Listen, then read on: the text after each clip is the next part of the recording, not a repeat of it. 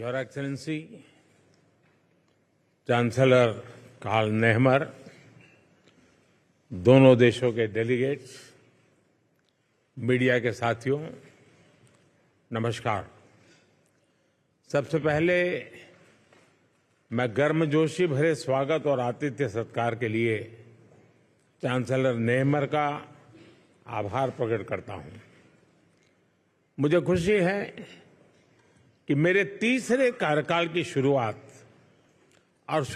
में ही ऑस्ट्रिया आने का अवसर मिला। मेरी यह यात्रा ऐतिहासिक भी है और विशेष भी है। 41 साल के बाद किसी भारतीय प्रधानमंत्री ने ऑस्ट्रिया का दौरा किया है।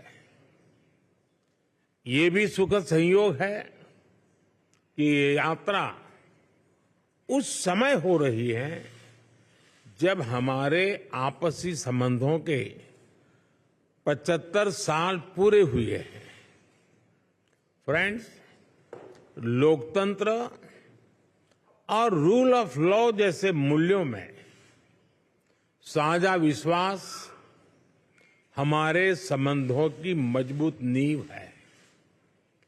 आपसी विश्वास और शेयर्ड इंटरेस्ट से हमारे रिश्तों को बल मिलता है। आज मेरे और चांसलर नेहमर के बीच बहुत सार्थक बातचीत हुई। हमने आपसी सहयोग को और मजबूत करने के लिए नई संभावनाओं की पहचान की है। हमने निर्णय लिया है कि संबंधों को स्ट्रैटेजिक दिशा प्रदान की जाएगी। आने वाले दशक के लिए सहयोग का खाका तैयार किया गया है। यह केवल आर्थिक सहयोग और निवेश तक सीमित नहीं है।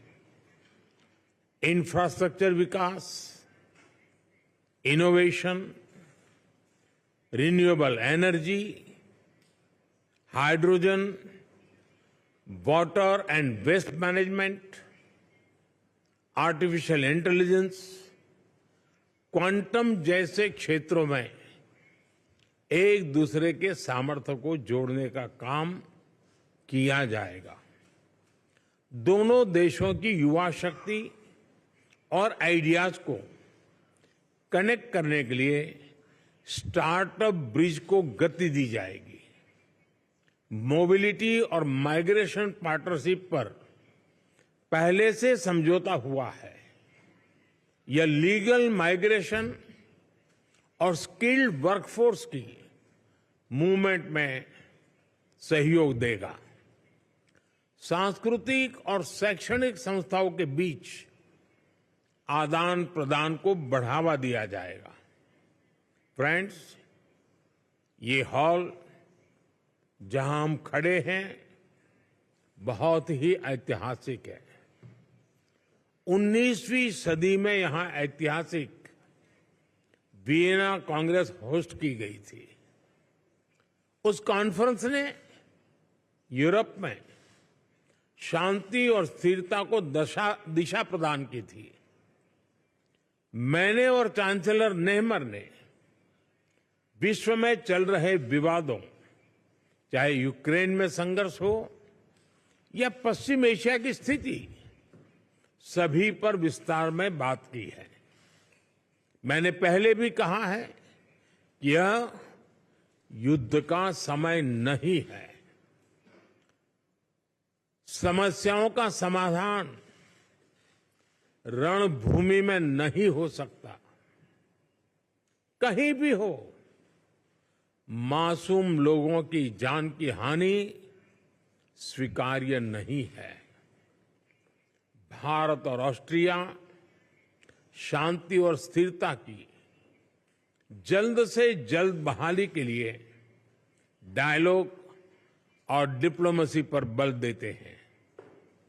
इसके लिए हम दोनों मिलकर हर संभव सहयोग देने के लिए तैयार है। फ्रेंड्स, आज मानवता के सामने क्लाइमेट चेंज और आतंकवाद जैसी चुनौतियों पर भी हमने विचार साझा किए। क्लाइमेट के विषय में अंतर्राष्ट्रीय solar alliance, coalition for disaster resilient infrastructure, biofuel alliance जैसी हमारी पहलों से जुड़ने के लिए हम ऑस्ट्रेलिया को आमंत्रित करते हैं। हम दोनों आतंकवाद की कठोर निंदा करते हैं। हम सहमत हैं कि ये किसी भी रूप में स्वीकार्य नहीं है। इसको किसी तरह भी जस्टिफाई नहीं किया जा सकता। हम संयुक्त राष्ट्र संघ और अन्य अंतर्राष्ट्रीय संस्थाओं में रिफॉर्म के लिए सहमत हैं ताकि उन्हें समकालीन और इफेक्टिव बनाया जाए। फ्रेंड्स, आने वाले महीनों में ऑस्ट्रिया में चुनाव होंगे। मैं लोकतंत्र की जननी और विश्व के सबसे बड़े लोकतंत्र भारत के लोगों की ओर से चांसलर नेहमर और ऑस्ट्रेलिया के लोगों को अनेक अनेक शुभकामनाएं देता हूं। कुछ देर बाद हम दोनों देशों के सीईओ से मिलेंगे। मुझे ऑस्ट्रिया के माननीय राष्ट्रपति जी से भी मिलने का सौभाग्य मिलेगा। एक बार फिर मैं चांसलर नेहमर के प्रति उनकी मित्रता के लिए आभार प्रकट करता हूं और भारत यात्रा करने के लिए मैं आपको निमंत्रित करता हूं। बहुत बहुत धन्यवाद।